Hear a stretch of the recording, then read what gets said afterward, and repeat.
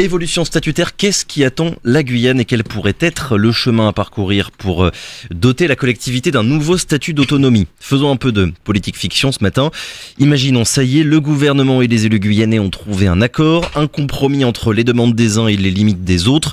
Après des mois, pour ne pas dire années, de congrès, copiles, travaux préparatoires, négociations à Paris et débats en Guyane, la position du gouvernement est claire et favorable à l'autonomie guyanaise, mais ce n'est que la première étape. Et je le rappelle, nous parlons bien au conditionnel, tout ça est loin d'être acté.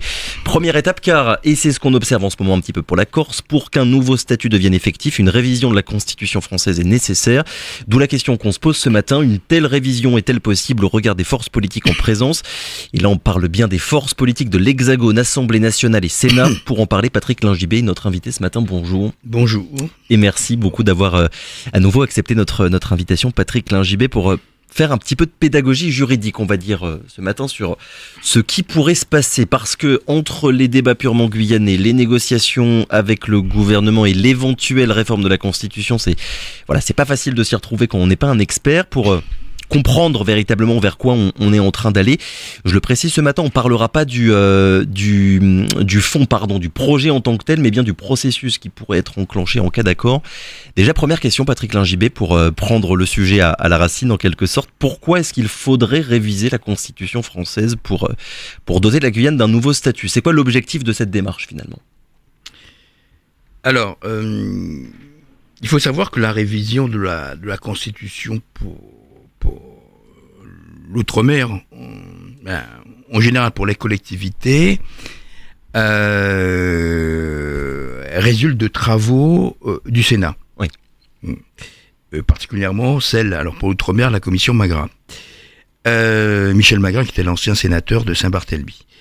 Et aujourd'hui, on a en fait une dualité entre finalement des collectivités qui relèveraient de ce qu'on appelle l'identité législative, ça veut dire qui appliqueraient les lois et les règlements tels que l'Hexagone, votés dans l'Hexagone, et l'autre catégorie, en fait, qui relèverait de ce qu'on appelle la spécialité législative. C'est-à-dire on choisit, en fait, les dérogations qu'on veut apporter à la norme. Bien. Pourquoi réviser la Constitution? Alors parce qu'on pourrait effectivement se dire, on veut soit un nouveau statut, on peut basculer dans l'article 74, qui permet effectivement d'avoir des statuts à la carte, résultant d'une loi organique. Alors pourquoi? Parce que le choix a été fait bien avant la mandature actuelle de la CTG, de se placer sur on appellerait un sui generis. Le fameux. Alors, vous savez, déjà, les gens ont du mal à comprendre 73-74, j'ai toujours dit ça, sui generis, voilà, latin, je vois déjà les gens déjà m'ont parlé, ouais, mais c'est quoi ça exactement? L'idée, c'est d'avoir un statut qui est particulier à la Guyane. Adapté, à la carte en quelque sorte. À la carte. Ouais. De toute façon, un statut, quand il se met en place, il est toujours à la carte. Oui. C'est-à-dire que quand vous quittez le 73, même dans le 73, vous avez des trucs à la carte. Enfin bon, mais comme ça fonctionne pas, je pense qu'effectivement, il faut revoir la base constitutionnelle. Donc ce débat-là a été tranché, ni 73 ni 74, on a besoin d'un pour nouveau statut, donc pour un nouveau statut, il faudra une révision. Oui, il faudra une révision, ça c'est clair. Pourquoi? Parce qu'il y a un changement de gouvernance, parce que alors, il faut savoir qu'il y a deux choses à distinguer. Il y a d'une part le mode opératoire de la Constitution. Aujourd'hui, je vous rappelais, c'est 73-74, donc vous basculez de l'un à l'autre. Et le projet en lui-même. Parce que souvent on fait la confusion. Le projet, enfin, je veux dire, il faut être concret. Aucune collectivité territoriale ne coécrit la Constitution avec le gouvernement. Et encore, le gouvernement n'a même pas la main. Je m'expliquerai aussi, parce que il y a beaucoup de fantasmes, beaucoup d'idées, d'imaginer. Vous savez, le ministre de l'Intérieur, il n'est que ministre de l'Intérieur, en fait. Il n'est pas le ministre du Parlement. Dieu merci, d'ailleurs. Donc, vous avez, en fait, l'idée, c'est de trouver un canal constitutionnel, un texte, qui permette après de rebondir sur des lois organiques. C'est l'idée, d'ailleurs, que je défends dans l'article que j'ai publié à Dalos. Ensuite, vous aurez pour chaque collectivité une loi organique qui va prévoir les modalités de gouvernance, le projet. Alors, pour parler pour la Guyane, il faut pas dire qu'il n'y a pas de projet, il y a un projet. il s'intitule avant-projet, mais enfin, on sait que c'est un projet. Oui, Enfin, oui. Quand vous suivez les débats du Congrès, c'est un projet. Alors, la question, c'est de savoir est-ce qu'il y a des choses qui n'entrent pas dans le canevas du droit constitutionnel français. Certainement. J'ai eu l'occasion de le dire. C'est pas un secret. Le corps électoral posait problème. Bon, de toute façon, le Sénat avait bien marqué ses réticences. Donc, puisqu'il faut réviser la Constitution. Et si vous voulez, le principal problème qu'on a lorsqu'on pense un projet, je vais regarder ici, c'est qu'on pense toujours avec le regard des autres, en l'occurrence. Oui. Donc là, vous faites référence à quoi? La Corse, la Nouvelle-Calédonie? Enfin, j'ai étudié tous les systèmes des 13 territoires, sans exception aucune. Je les connais toutes. Tous. Moi, Guyano-Guyanais, et fier de l'être, j'ai une lecture guyanaise, sud-américaine. Moi, je ne m'inspire pas des modèles néo-calédoniens, et encore moins polynésiens, et moins la Corse. J'ai toujours dit que la Corse n'a absolument rien à voir avec l'outre-mer, parce que d'abord, de par leur proximité avec l'Hexagone, donc je veux dire que mes référents restent effectivement... parce qu'un projet, il faut bien comprendre, son objectif c'est quoi? C'est pas de répondre aux intérêts de l'État, des élus, en fait.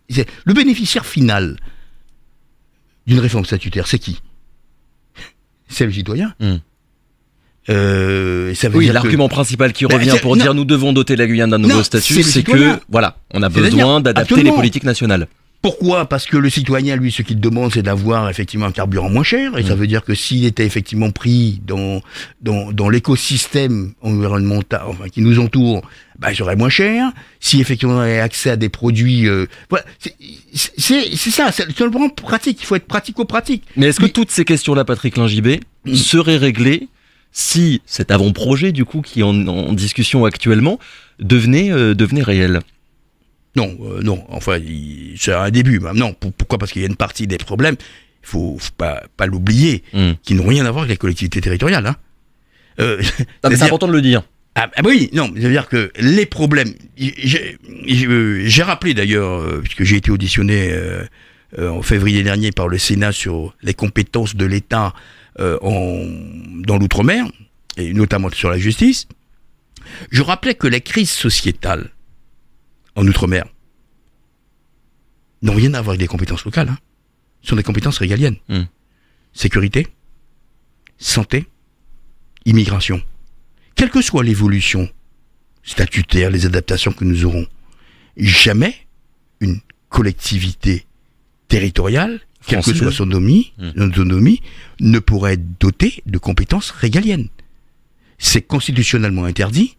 Et je veux dire que la lecture du Conseil constitutionnel, pour des raisons d'ailleurs qui se comprennent, de liberté publique, etc. Donc je veux dire que ça ne réglera qu'une partie des problèmes, mais ça ne règle pas les gros problèmes dont pour aujourd'hui, par exemple, à mon sens, les problèmes régaliens auxquels il faudrait qu'il y ait une augmentation, une révision des compétences régaliennes là-dessus. Oui, la France étant ce qu'elle est, État unitaire, centralisé. Je veux dire que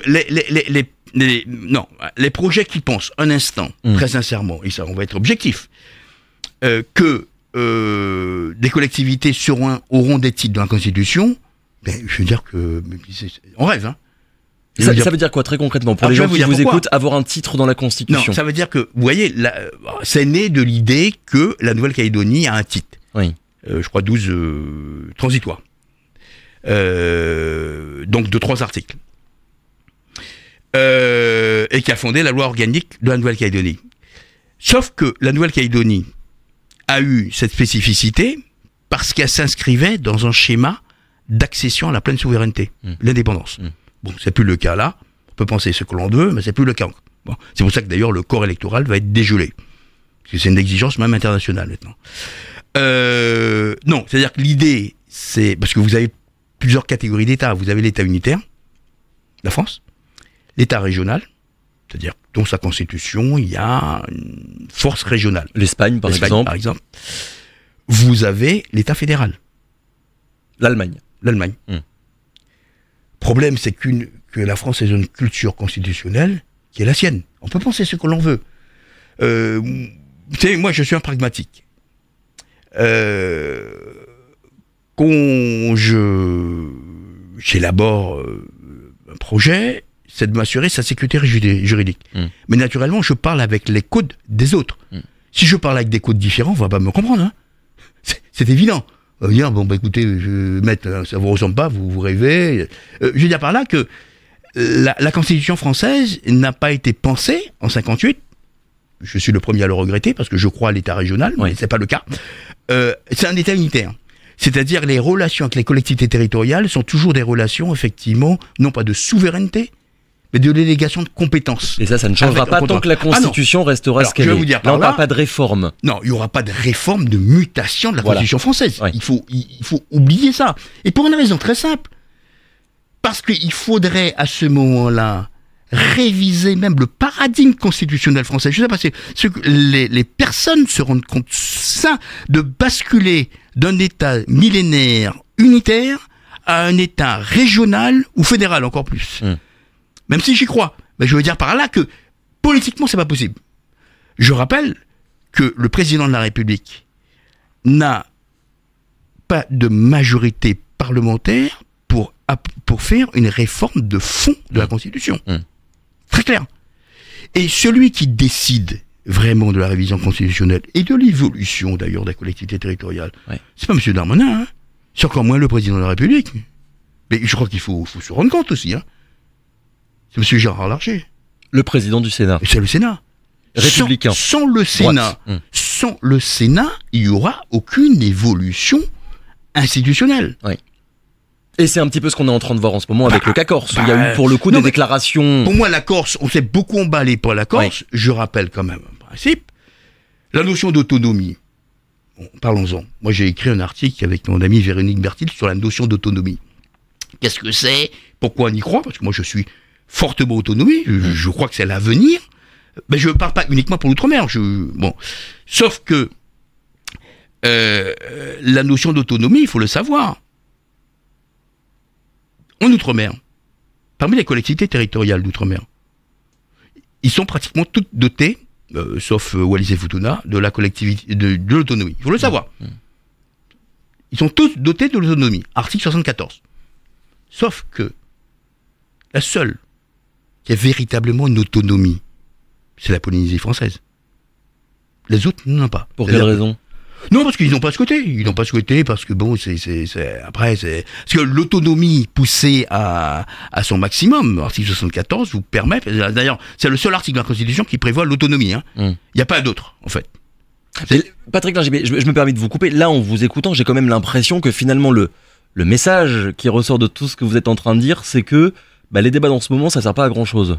Ah non, monsieur, ça ne changera pas la vie des Guyanais, premièrement, et deuxièmement, il y a très peu de chances pour que finalement ça puisse aboutir d'un point de vue parlementaire. Non, je pense que... Non, alors, pour l'outre-mer, je pense qu'il y aura une évolution, même une révolution de mentalité. Je pense que le Sénat, en l'occurrence, a vraiment mené des travaux qui sont vraiment très intéressants. La Corse n'est pas les Outre-mer. Non, mais la Corse... Attendez, la Corse n'est pas les Outre-mer. Je crois qu'il faut oublier... Moi, j'ai des amis corses. Je veux dire par là que moi, mes travaux ont été lus par dans les îles Corses, qui étaient très intéressés par ma notion de droit différencié. Sauf que la Corse, c'est pas l'outre-mer. C'est ni... Alors, dans la mentalité française, vous voulez dire? Non, c'est pas pareil. Vous pouvez pas... Et puis, je veux vous dire, vous imaginez bien que l'outre-mer a toujours été traité différemment. Et c'est pour ça que j'affirme que nous sommes différents. Donc, alors, comme nous sommes différents, nous devons avoir effectivement une approche différenciée, d'où le droit différencié que je défends. La Corse, alors a ses spécificités, comme la Bretagne. Je veux dire que en tout cas, la majorité parlementaire, en tout cas sénatoriale, celle qui fait effectivement, n'est pas prête à ouvrir l'autonomie pour la Corse, parce qu'elle ne veut pas, et ça c'est clair, j'ai suivi les débats. Ça, je l'anticipais. Beaucoup de gens se sont emballés sur la Corse. Mais je voyais l'obstacle. Oui. Parce que très tôt, le Sénat a dit, mais il n'est pas question d'ouvrir effectivement l'autonomie pour la Corse, parce que après, on aura effectivement la Bretagne, qui a déjà manifesté, parce qu'il y a une culture bretonne. Oui. L'Alsace, on l'oublie. Culture alsacienne. Les Pays Basques. Ça veut dire, en l'occurrence, qu'on aura un problème de fond. Oui. Qui va modifier, c'est-à-dire que, en fait, la question, c'est est-ce que on modifie le paradigme français, la conception constitutionnelle française de l'État unitaire vers un État régional? Et ça, c'est le cas pour la Corse, c'est moins le cas pour les Outre-mer. Non, parce que les Outre-mer ont une disposition, des dispositions particulières qui les traitaient différemment. C'est pour ça qu'on a une ouverture. Ouais. Je veux dire que ce qui est fait pour la Corse, qui pour moi effectivement va poser des problèmes parce que pratiquement c'est sans lendemain, parce que je vois pas comment vous pourriez effectivement avoir une évolution constitutionnelle de la Corse sans le Sénat. Ouais. C'est clair. Ouais. Et la majorité sénatoriale, en tout cas des Républicains, est écrasante. Il faut les 3/5 quand même, hein, pour adopter une modification. Avec un texte identique Modifier d'abord la Constitution entre l'Assemblée nationale et le Sénat. Oui. Oui. Contrairement à ce qu'on pense, ce sera plus facile pour l'outre-mer que pour la Corse ou une autre collectivité hexagonale. Concrètement, Patrick Lingibé, du coup, ça veut dire on va essayer de se mettre dans la tête finalement de Gérard Larcher, le président du Sénat, accorder l'autonomie à la Corse. C'est en quelque sorte, il y a eu beaucoup de déclarations, de la droite française depuis ces derniers jours, ouvrir la boîte de Pandore pour les régions hexagonales. Tout à fait. Alors que pour les Outre-mer, le travail est fait et il y aura moins de difficultés finalement à accorder ça. C'est-à-dire, j'explique ce travail dans l'article que j'avais écrit sur la question. Qui malheureusement je regrette n'a pas peut-être été beaucoup lu ici. Dans d'autres oui, notamment Marcinic, président Etchimi, et qui effectivement rappelle effectivement ce qu'est la Constitution française. On peut le regretter, mais que voulez-vous, on va pas. Il y a deux attitudes. Soit vous dites voilà mon projet, écoutez, vous vous débrouillez, il faut qu'il aboutisse. Vous aurez des gens, parce qu'il y a des experts, hein, notamment n'oubliez le Conseil d'État, fait un bol réserve, écoutez monsieur, ce projet n'est pas, parce que je rappelle, c'est pas un État unitaire, etc. Donc ça veut dire que vous serez chocolat. Soit on voit effectivement de quelle manière on peut obtenir, parce que l'objectif c'est quoi, en fait, qui est essentiel, c'est de modifier le statu quo de la Guyane. Enfin, je dirais même des Drômes, en l'occurrence. À chacun sa philosophie, à chacun sa pensée. On sait très bien, moi, pour les connaître chacun, et pour moi être déplacé en mission, je sais très bien que les préoccupations des Mahorais ne rejoignent pas celles des Réunionnais, voilà. Donc, où il y a moins de problèmes. Donc, vous voyez, l'idée, c'est effectivement d'avoir la base constitutionnelle qui permette des évolutions. Alors, je vous dis pas, maintenant après, pour répondre à une question que le gouvernement, vous savez, le gouvernement, vous le transmettez un projet, il peut vous dire que ça va ou ça va pas, etc.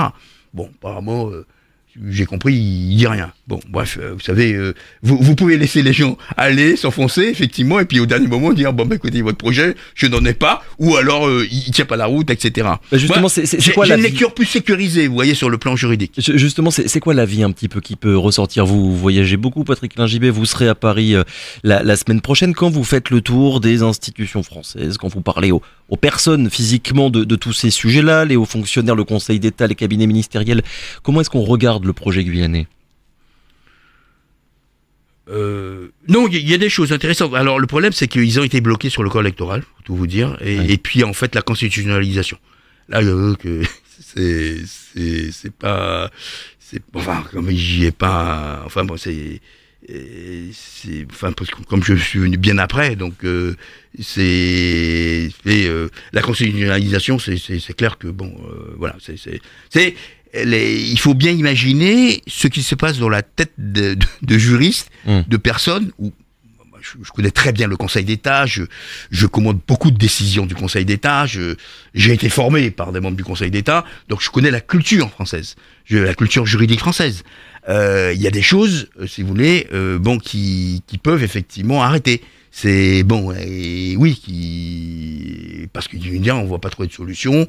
Et puis comme je vous ai dit, il y a une majorité parlementaire qui peut pas aller 3/5 n'abandonneront jamais dans un système de constitutionnalisation. Je veux dire que c'est clair, il faut être réaliste. Hein. Moi, pour être pragmatique, ce qui doit nous intéresser, et je trouve qu'on se chamaille trop, très sincèrement. Sur la Corse, sur les trucs, sur des propos, etc. On tire à loisir sur tel élu, c'est regrettable parce qu'en fait finalement, je pense que ce qui nous rassemble est plus important que ce qui nous divise, indépendamment des idées politiques de chacun. C'est quoi? C'est d'obtenir la consécration d'un nouveau paradigme juridique pour la Guyane. Tant dans une idée de plus grande efficacité de l'action territoriale, mais aussi de l'action de l'État. Parce que je l'ai dit, nous sommes dans un continent sud-américain avec des problématiques sud-américaines pour lesquelles notre cadre juridique n'est pas préparé à répondre. La question est simple. Pourquoi nous voulons changer de statut? Pourquoi l'exigence de statut? Ça dépasse, je veux dire que c'est même pas des idées locales. Je crois que tout le monde se rend compte, effectivement à Paris, en tout cas le Sénat en l'occurrence, s'est rendu compte que le cadre constitutionnel tel qu'il est aujourd'hui, dans la Constitution de 58, 73-74, n'a pas d'intérêt, que la réalité, que nous sommes dans des intérêts radicalement différents de l'Hexagone, et qu'il faut évoluer. Voilà. Est-ce que, dès le début et depuis ces dernières années, Patrick Lingibé, on s'est trop comparé à la Corse, à la Nouvelle-Calédonie? Vous l'avez déjà dit, ce sont 2, 3 du coup situations qui sont radicalement différentes. Et en creux finalement de cette interrogation-là, il y a aussi quand même la question de savoir si n'importe quel processus institutionnel pour changer un statut, s'il n'a pas une base historique, sociologique forte derrière lui pour l'appuyer et pour peser dans les négociations avec l'État français, premièrement, et ensuite avec le Parlement, est-ce que ce processus-là est voué à l'échec, en quelque sorte? Vous savez, il y a deux choses qui... Alors, d'abord, je vais revenir sur un point qui est quand même important, parce que on a beaucoup parlé de consensus. Il n'y a jamais de consensus. Le consensus n'existe pas en démocratie. C'est-à-dire qu'il y a une majorité, effectivement, territoriale. Là, vous parlez du consensus guyanais en congrès pour le projet? Non. On peut le faire pour la Corse, pour effectivement la Martinique, parce qu'il n'y a jamais de consensus dans un projet donné. Sauf que, vous imaginez une mutation ou une adaptation constitutionnelle, il y aura toujours consensus, parce que... c'est même sain politiquement et pour la démocratie c'est normal, c'est normal. Évidemment. Les Corses, ils ne sont pas tous d'accord avec l'évolution qui est proposée. Je veux dire que la Martinique, pareil. C'est pour ça que d'ailleurs, il y a après, la clé de voûte à passer, après la réforme constitutionnelle, c'est effectivement le vote populaire. Et ça, je veux vous dire qu'il n'est pas gagné. Pour aucune des collectivités, d'ailleurs, il faut le savoir. Donc je veux dire par là qu'il n'y a pas de consensus. Si on recherche le consensus dans une évolution institutionnelle, constitutionnelle, très sincèrement, on va ramer. Parce que, en fait, si l'idée, c'est de renvoyer un message, effectivement, de consensuel au gouvernement, écoutez, on remet en cause ce qu'est la démocratie. La démocratie, c'est, il y a des gens qui sont élus, il y a une majorité qui adopte. Il faut arrêter de brandir l'unité politique comme le Saint Graal à atteindre. Je pense qu'honnêtement, très sincèrement, il faut arrêter. Moi, je suis un juriste. Je crois au droit. Pourtant, c'est quand même, je me permets de vous couper encore une fois, Patrick Lingibé, c'est ce que tous les élus nous disent et nous répètent à longueur de journée.